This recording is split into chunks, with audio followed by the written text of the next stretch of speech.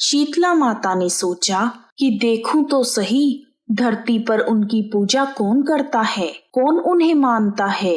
यह सब सोचकर शीतला माता एक बुढ़िया का रूप धारण करके राजस्थान के डुंगरी गांव में पहुंच गई और वहां जाकर उन्होंने देखा कि इस गांव में उनका कोई मंदिर नहीं है और ना ही कोई उनकी पूजा करता है। बुढ़िया बनी शीतला माता उस गांव की गलियों में घूम ही रही थी कि तभी एक औरत ने उबलते हुए चावलों की मांड को उतारकर नीचे फेंका और वह उबला हुआ पानी शीतला माता के ऊपर गिर गया, जिसके कारण माता के शरीर में छाले पड़ गए। तब शीतला माता के पूरे बदन में जलन होने लगी और वह जोर जोर से चिल्लाने लगी, अरे मैं जल गई, मेरा शरीर तप रहा है, कोई मेरी मदद करो। लेकिन उस गांव में किसी ने भी शीतला माता की मदद नहीं की, बल्कि लोग उन्हें देखकर हंसने लगे। ऐसे ही चीखते चिल्लाते हुए शीतला माता एक कुम्हारन के घर पहुंची। वह कुम्हारन अपने घर के बाहर बैठी थी। जब उसकी नजर शीतला माता पर पड़ी तो उसने सोचा, यह बुढ़िया तो काफी जल गई है।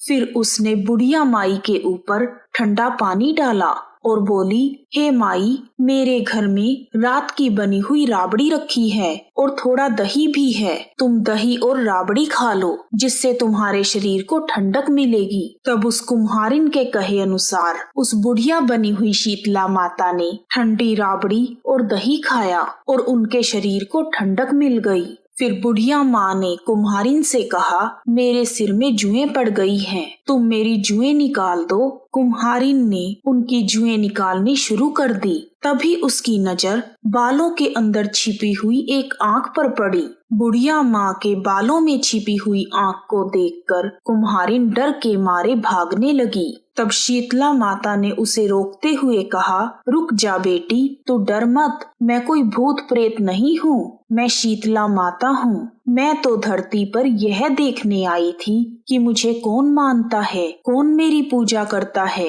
इतना कहकर शीतला माता अपने असली रूप में प्रकट हो गई। शीतला माता के दर्शन करने के बाद कुम्हारिन सोचने लगी, मैं गरीब माता को कहाँ पर बिठाऊं। उसने शीतला माता से कहा, मेरे घर में आपको बैठाने के लिए जगह नहीं है, मैं आपकी सेवा कैसे करूं। शीतला माता कुम्हारिन की सादगी पर बहुत प्रसन्न हुई और उसके घर में खड़े हुए गधे पर बैठ गई। तब शीतला माता ने एक हाथ में झाड़ू और दूसरे हाथ में डलिया लेकर कुम्हारिन के घर की दरिद्रता को झाड़ दिया और उसे कहा, बेटी, मैं तुझ पर बहुत प्रसन्न हूँ, तुम मुझसे वरदान मांगो। तब कुम्हारिन ने हाथ जोड़कर कहा, हे माता, मेरी यही इच्छा है कि आप हमारे गांव में स्थापित होकर रहें और जो भी होली के बाद आने वाले सप्तमी या अष्टमी के दिन भक्ति भावना से आपकी पूजा करके बासी भोजन चढ़ाए,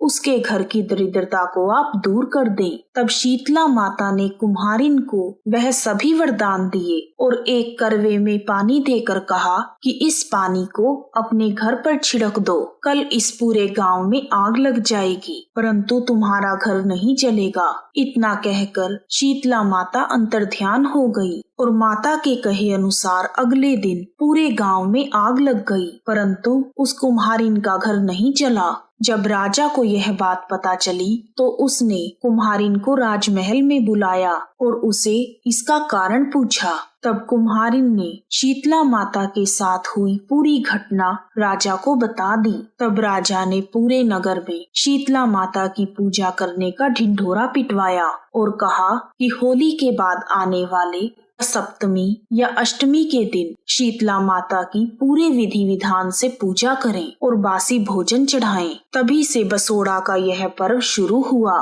बोलो शीतला मैया की जय।